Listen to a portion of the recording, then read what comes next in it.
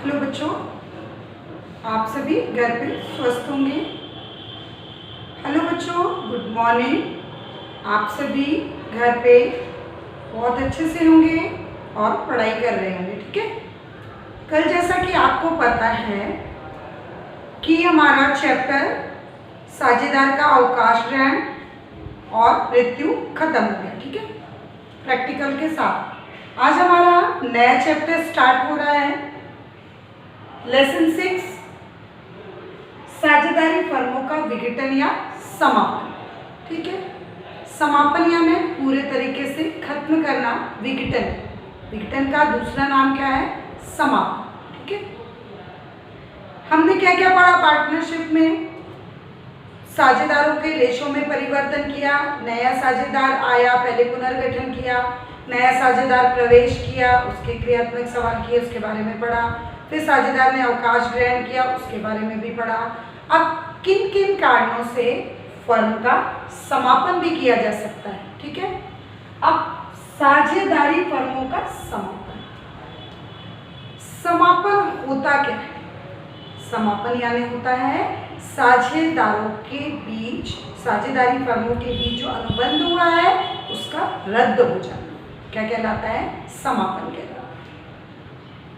अब समापन के अंतर्गत दो चीजें आती हैं, एक साझेदारी फर्म का समाप्त होना और एक साझेदारी अनुबंध का समाप्त। दोनों में बच्चों काफी अंतर पाया जाता है।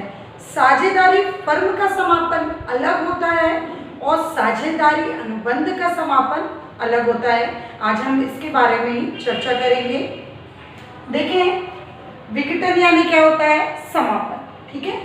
अब समापन को दो वर्गों में बांटा गया है। फर्स्ट है साझेदारी का विघटन, ठीक है, और नेक्स्ट है साझेदारी फर्म का विघटन। फर्म यानी जो संस्था, जो व्यवसाय संचालित हो रहा है, पूरी की पूरी फर्म को ही समाप्त कर देना। और नेक्स्ट है साझेदारी का विघटन। साझेदारी यानी जो पार्टनरशिप हुई है साझेदारों के बीच में, पार्टनर्स के बीच में, जो उनके बीच में अनुबंध हुआ है, वो उसका समाप्त हो जाना। अब किसी कारणों नहीं तालमेल बनता होगा या उन्होंने अपनी जो भी बॉन्डिंग की है उसको समाप्त कर दिया, ठीक है। तो जब साझेदारी फर्म यदि समाप्त होती है, साझेदारी का विघटन, फर्म का नहीं, साझेदारी का विघटन। आप देखेंगे थोड़ा सा ऐसा लगता है कि सेम है पर अलग है दोनों। साझेदारी का विघटन यानी साझेदारों के बीच में जो भी अनुबंध हुआ है उसको समाप्त करना। तो ऐसी स्थिति में साझेदारी का विघटन कहलाएगा यानी साझेदारी का समापन, और इसके बाद साझेदारी का पुनर्गठन भी किया जा सकता है। मतलब साझेदारी अनुबंध खत्म हुई है, व्यवसाय तो चल रहा है, व्यवसाय का अस्तित्व आज भी है क्योंकि व्यक्ति अलग हुए हैं, संस्था वहीं की वहीं है। तो ऐसी स्थिति में आप देखेंगे कि शेष साझेदारों में नया अनुबंध व पुराने नाम से व्यवसाय जारी रखा जा सकता है। यानी जो एक पार्टनर चला गया, उन्होंने अनुबंध किया, या 4 में से 2 पार्टनर चले गए, बाकी जो शेष पार्टनर्स बचते हैं वो क्या करते हैं? एक नए अनुबंध को जन्म देते हैं, ठीक है। मान लीजिए 4 साझेदार थे, उनका लाभ हानि अनुपात अलग था, लेकिन यदि किसी कारणवश 2 ने अनुबंध समाप्त कर दिया, भंग कर दिया और वो चले गए, उसके बाद जो बचा उसमें क्या होगा?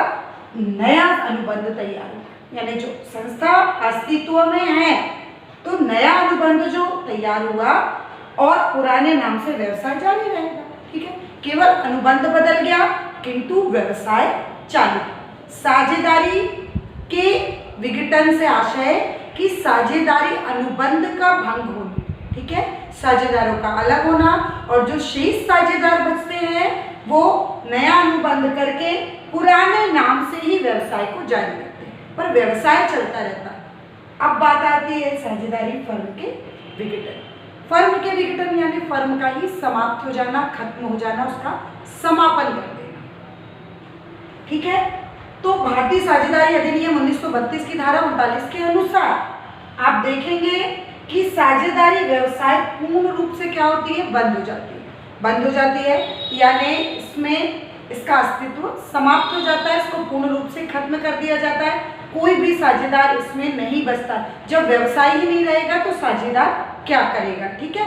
तो व्यवसाय ही पूर्ण रूप से समाप्त हो जाता है और साझेदारी के विघटन में व्यवसाय चलता रहता है और साझेदारी फर्म के विघटन में व्यवसाय पूर्ण रूप से समाप्त हो जाता है, ठीक है। नेक्स्ट क्वेश्चन देखेंगे बच्चों, साझेदारी विघटन समापन के कारण, यानी किन दशाओं में या किस कारण से साझेदारी का विघटन किया जाता है। फर्म का नहीं, साझेदारी का विघटन किया जाता है। किन कारणों से साझेदारी भंग की जाती है, समाप्त की जाती है। और बहुत ही इंपॉर्टेंट क्वेश्चन है और ये चैप्टर भी पार्टनरशिप का लास्ट चैप्टर है और बहुत ही इंपॉर्टेंट चैप्टर भी है, ठीक है। तो देखें इसका फर्स्ट पॉइंट क्या है, किसी निश्चित अवधि के कारण, किसी निश्चित अवधि के कारण। अब यदि जो साझेदारी की गई है, हो सकता है साझेदारों ने कुछ निश्चित अवधि यानी कुछ समय के लिए ही साझेदारी अनुबंध किया और वो समय समाप्त हो गया और उसके बाद साझेदारी को उन्होंने खत्म कर दिया, साझेदारी भंग कर दी, ठीक है। तो फर्स्ट पॉइंट यानी निश्चित अवधि, जिस निश्चित अवधि के लिए उन्होंने साझेदारी की थी और उस निश्चित अवधि के पूर्ण होने के पश्चात साझेदारी को भंग कर देना, ये फर्स्ट कारण हो गया इसका। सेकंड है किसी विशेष कार्य को पूर्ण करने के लिए। अब हो सकता है साझेदारी अनुबंध किसी विशेष कार्य या किसी विशेष उद्देश्य को पूरा करने के लिए उन्होंने आपस में साझेदारी की हो और वो उद्देश्य, वो कार्य पूर्ण हो गया हो, फिर वो साझेदारी भंग कर सकते हैं, ठीक है। नेक्स्ट है थर्ड पॉइंट, किसी साझेदार की मृत्यु होने पर। अब स्वाभाविक सी बात है कि जिस व्यक्ति को साझेदार बनाकर कार्य किया जा रहा है और वो व्यक्ति ही उसकी मृत्यु हो जाती है तो वो व्यक्ति तो उस संस्था में रहेगा ही नहीं और रहेगा ही नहीं तो स्वतः ही क्या होगा कि साझेदारी भंग हो जाएगी। फिर नेक्स्ट है किसी साझेदार के दिवालिया घोषित हो जाने। दिवालिया घोषित हो जाने पर यानी सड़क पे आ जाना, ठीक है। दिवालिया यानी वो पूरे तरीके से अगर कोई साझेदार बर्बाद हो जाता है यानी उसके पास उसने अपनी पूरी पूंजी लगा दी, व्यवसाय को बचाने के लिए अपने हिस्से का भी पूरी पूंजी लगा दी, उसके बाद भी वो दिवालिया घोषित हो गया। तो दिवालिया घोषित हो गया। ऐसे साझेदार को व्यवसाय में क्यों रखना जिसके पास लगाने के लिए ना पूंजी है ना किसी प्रकार की कोई राशि है। तो जब वो दिवालिया घोषित हो गया तो ऐसी स्थिति में भी अनुबंध क्या होता है, भंग किया जाता है। उस साझेदारी को फर्म से अलग कर दिया जाता है या उससे साझेदारी समाप्त कर ली जाती है, क्योंकि लगातार उसके कारण क्या होगा, कहीं ना कहीं व्यवसाय को हानि पहुंच रही होगी, जिस कारण व्यवसाय क्या होता है, पीछे की ओर जाता है। तो यदि वो दिवालिया घोषित हो गया है तो उससे क्या होगी, साझेदारी भंग कर दी जाएगी। नेक्स्ट है फिफ्थ पॉइंट, किसी नए साझेदार के प्रवेश पर पुरानी साझेदारी भंग होना। स्वाभाविक सी बात है, जब दो साझेदार ऑलरेडी कार्य कर रहे हैं तो तीसरा आता है, या तीन कार्य कर रहे हैं तो चौथा आता है, यदि चार कार्य कर रहे हैं तो पांचवा आता है। यानी जो पूर्व में ही कार्य कर रहे हैं और कोई नया साझेदार आता है तो सैक्रिफाइस तो करना पड़ता है उसके लिए, है ना। सैक्रिफाइस यानी त्याग तो करना पड़ता है। अब जब त्याग किया जाएगा तो क्या होगा कि नए साझेदार को भी हिस्सा देना। भाई वो खाली हाथ तो आ नहीं रहा है, वो आ रहा है तो अपने साथ क्या ला रहा है, कैश के रूप में ख्याति यानी गुडविल और कैपिटल यानी पूंजी अपने साथ लेकर आता है। तो स्वाभाविक सी बात है कि वो लाभ की इच्छा में ही व्यापार में आ रहा है। तो जो पूर्व में जो भी रेशो चल रहा था उसको भंग करके नया रेशो तैयार करना, वो कब होगा, जब नया साझेदार आएगा।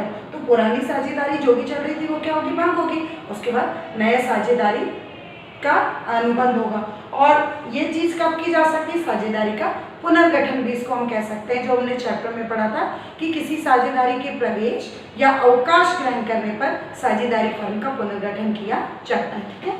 नेक्स्ट देखेंगे, किसी साझेदार का साझेदारी से अन्य सभी साझेदारों की सहमति पर साझेदारी से निवृत्त होना या ऐच्छिक साझेदारी से में सूचना द्वारा। अब जो कोई भी साझेदार है वो फर्म से अलग होना चाह रहा है, अपनी साझेदारी समाप्त करना चाह रहा है, भंग करना चाह रहा है, तो वो क्या करेगा कि साझेदारी अन्य सभी जो पार्टनर बचेंगे, यानी उसके जाने के बाद जो अन्य पार्टनर है उसको छोड़कर उनकी सहमति होगी, तब वो साझेदार फर्म से अलग होगा।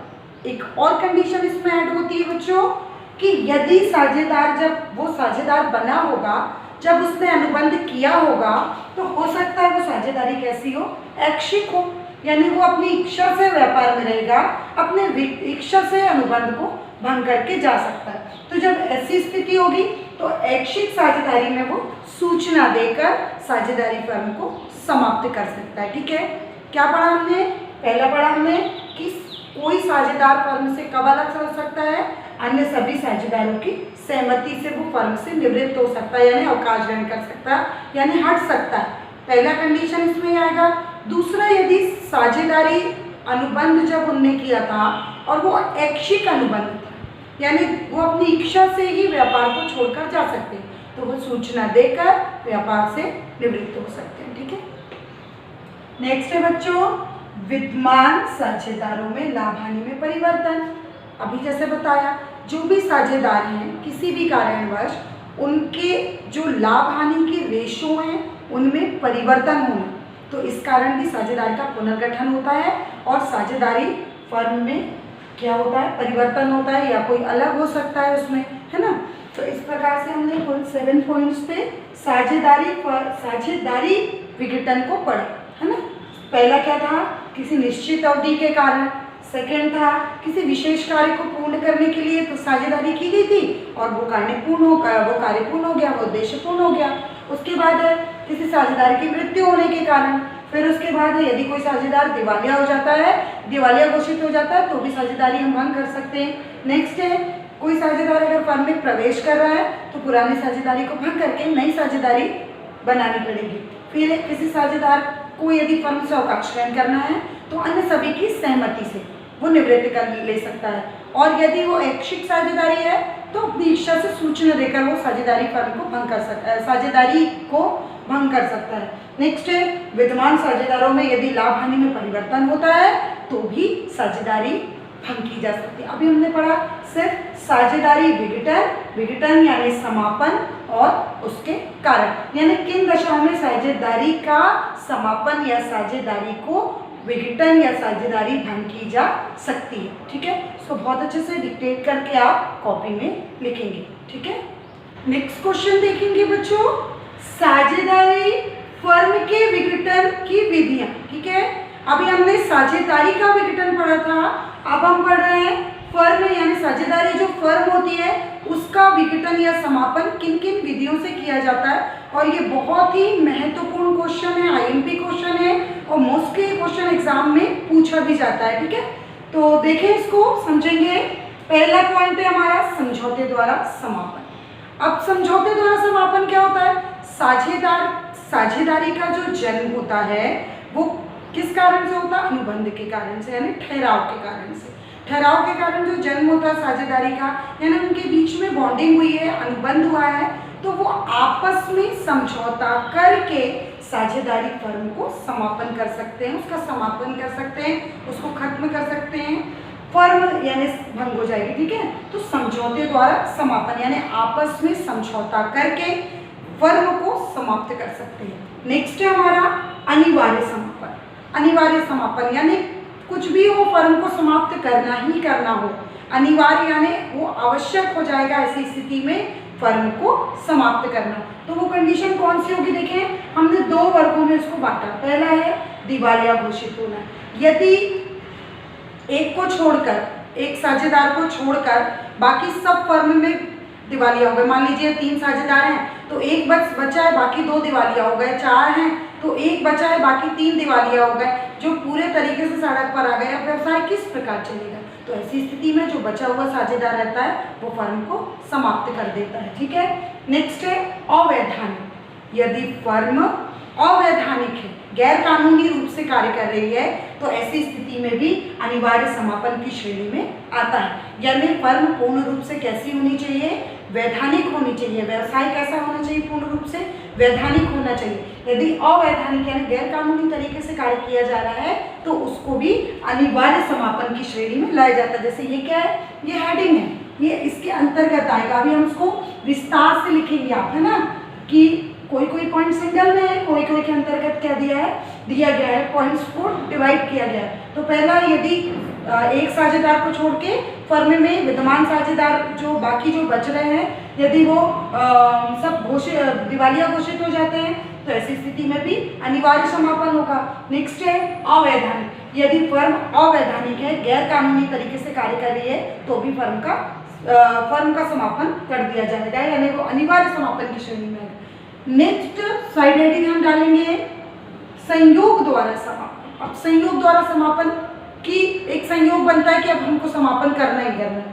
तो फर्स्ट है अवधि पूर्ण होने पर, जैसे कि अभी हमने पढ़ा था साझेदारी का, ठीक वही पॉइंट्स है इसमें भी। अवधि पूर्ण होने पर किसी विशेष निश्चित समय के लिए फर्म का अनुबंध किया गया है, फर्म चालू की गई है और वो विशेष अवधि पूर्ण हो गई, तो फर्म का समापन किया जा सकता है। सेकेंड बिंदु इसके अंतर्गत आता है विशेष कार्य। किसी विशेष कार्य के लिए फर्म का अनुबंध किया गया, फर्म को चालू किया गया और वो विशेष कार्य कंप्लीट हो गया, पूर्ण होने के पश्चात, उस विशेष कार्य के पूर्ण होने के पश्चात भी हम फर्म का संयोग द्वारा समापन कर सकते हैं। फिर चौथा बिंदु है दिवालिया हो जाना। यदि साझेदार दिवालिया हो गए हैं तो भी फर्म का समापन करना पड़ेगा, क्योंकि अन्य कोई संभालने के लिए व्यवसाय को नहीं रह जाता है। और नेक्स्ट है यदि साझेदार की मृत्यु हो जाती है तो भी फर्म का समापन करना पड़ता है। ठीक है, ये 4 बिंदु उसके अंतर्गत आ जाएंगे आपके, किसके, संयोग द्वारा समापन के। बाकी इसको विस्तारित करके ही आपको लिखना है। मैंने पॉइंट्स लिखे, आप बुक से इसको पूरा डिक्टेट करके पूरा डिटेल से इसका उत्तर देंगे। ठीक है, नेक्स्ट है सूचना द्वारा समापन। अब सूचना द्वारा समापन क्या कहलाता है? सूचना द्वारा समापन यानी ऐच्छिक समापन की श्रेणी में आता है। सूचना द्वारा समापन यानी ऐच्छिक समापन। ऐच्छिक जब समझौता होता है, जब साझेदारी फर्म का अनुबंध हुआ था और उनमें जो भी डिसीजन हुए थे, जो भी उनने बॉन्डिंग तैयार की थी, बॉन्ड भरा था, जो भी अनुबंध किया था, आपस में समझौता किया था, वो कैसा हुआ होगा? जरूर ऐच्छिक हुआ होगा। ऐच्छिक होने की दशा में वो क्या करेगा? साझेदारी, एक साझेदार बाकी सबकी तरफ से फर्म को समाप्त करने की सूचना देगा और बाकी साझेदार उसमें अपनी सहमति देंगे। सहमति देने के पश्चात किसी भी एक साझेदार द्वारा ये सूचना पारित की जाएगी और बाकी अन्य साझेदार जो फर्म में विद्यमान है उसकी सूचना पर वो सहमति देंगे। उसके पश्चात फर्म का समापन हो जाएगा। अब किस दिनांक को फर्म का समापन माना जाए? तो जिस दिनांक को सूचना भेजी गई है, यदि वो मेंशन किया गया है तो फर्म का समापन माना जाएगा। यदि वो मेंशन नहीं है डेट, तो जिस डेट को सूचना पारित की गई है उसी डेट से फर्म समापन मानी जाएगी। ठीक है, समापन या विघटन एक ही बात होती है बच्चों। नेक्स्ट है हमारा, ये हेडिंग आएगी हमारी न्यायालय द्वारा समापन। यानी न्यायालय किन किन रूप में फर्म को समाप्त करने के लिए तैयार होता है या आदेश देता है? तो देखें, साझेदार का पागल हो जाना। यदि कोई साझेदार फर्म में पागल हो गया है, अब पागल व्यक्ति क्या दिमाग चलाएगा? तो ऐसी स्थिति में भी फर्म का समापन करने की घोषणा न्यायालय द्वारा कर दी जाती है। नेक्स्ट है किसी साझेदार का स्थायी रूप से अयोग्य हो जाना। स्थायी रूप से अयोग्य यानी मान लीजिए वो शारीरिक रूप से अस्वस्थ हो गया है। मान लीजिए उदाहरण के लिए जैसे मैं दे रही, कोई साझेदार कोमा में चला गया, किसी के हाथ पैर काम नहीं कर रहे हैं ना, कोई पैरालाइज हो गया, यानी वो अपना सहयोग फर्म में नहीं दे पा रहा है स्थायी रूप से काफी लंबे समय के लिए, तो ऐसी स्थिति में भी फर्म का समापन किया जा सकता है। किसके द्वारा? न्यायालय द्वारा। ठीक है, फिर है साझेदार का दुराचारी होना। यदि कोई साझेदार दुराचार है यानी अन्य साझेदारों के साथ उसका व्यवहार ठीक नहीं है या साझेदारों में बीच में अनबन है, किसी रूप में उनके बीच में सामंजस्य नहीं है, तो ऐसी स्थिति में भी या किसी साझेदार के साथ व्यवहार जो ठीक तरीके से नहीं किए जा रहे हैं, वो अन्य साझेदारों के साथ ठीक से व्यवहार नहीं कर रहे हैं, दुराचार कर रहे हैं, तो ऐसी स्थिति में भी फर्म को समाप्त करने का आदेश कहाँ से आता है? न्यायालय द्वारा आता है। और नेक्स्ट है समझौते के विपरीत कार्य करना। समझौते के विपरीत यानी अनुबंध जब हुआ होगा, समझौता जब हुआ होगा, उनमें जिन शर्तों को रखा गया होगा, यदि फर्म उन शर्तों के विपरीत साझेदार कार्य कर रहे हैं यानी उसके अगेंस्ट जाके कार्य कर रहे हैं, तो ऐसी स्थिति में भी न्यायालय फर्म के समापन का आदेश दे सकती है। फिर नेक्स्ट है ये सारे बिंदु इसी के अंतर्गत हैं। फिर नेक्स्ट है व्यवसाय में स्थायी हानि। स्वाभाविक सी बात है, व्यवसाय हम किस उद्देश्य से करते हैं? लाभ कमाने के उद्देश्य से करते हैं। किसी भी कार्य को हम क्यों करते हैं? लाभ कमाने के उद्देश्य से करते हैं कि हमको कुछ इनकम हो, कुछ अर्जन हो, कुछ प्राप्ति हो, है ना। लेकिन अगर हम किसी कार्य को कंटिन्यू कर रहे हैं, बिजनेस कर रहे हैं और लगातार हमको स्थायी रूप से हानि यानी हम लॉस में जा रहे हैं, पैसा तो लगा रहे हैं बट हमको प्रॉफिट कहीं से हो ही नहीं रहा, सिर्फ लॉस हो रहा है, तो ऐसी संस्था को न्यायालय द्वारा ये आदेश दिया जाता है कि उस फर्म को समाप्त कर दिया जाए। ठीक है, तो इस तरीके से हमने क्या पढ़ा बच्चों? फर्म के समापन यानी विघटन की विधियां। ठीक है, तो ध्यान देंगे बच्चों, आज की क्लास में हमने क्या पढ़ा? साझेदारी का जो विघटन होता है, विघटन से क्या आशय है, विघटन को कितने भागों में बांटा गया? तो विघटन को हमने 2 भागों में बांटा गया, एक साझेदारी का विघटन किया, एक साझेदारी फर्म के विघटन के बारे में पढ़ा। ठीक है, दोनों विघटन के बारे में पढ़ा। फिर साझेदारी का विघटन किन किन कारणों से किया जाता है, फिर साझेदारी फर्म का विघटन किन किन विधियों के से किया जाता है, इसके बारे में पढ़ा। तो ये बहुत ही इंपॉर्टेंट चैप्टर और बहुत ही अच्छी थ्योरी है और बहुत अच्छे से आपको याद भी हो जाएगी, आप लिखेंगे तो और अच्छे से याद हो जाएगी। प्लस इसके साथ एक क्वेश्चन और ऐड कर लेंगे हम, साझेदारी फर्म के समापन और साझेदारी के समापन में अंतर। तो इस प्रकार से हमारा क्या होगा, ये चैप्टर की थ्योरी कंप्लीट होती है और नेक्स्ट क्लास में इसके न्यूमेरिकल क्वेश्चन के साथ हम नेक्स्ट क्लास में मिलेंगे। Thank you.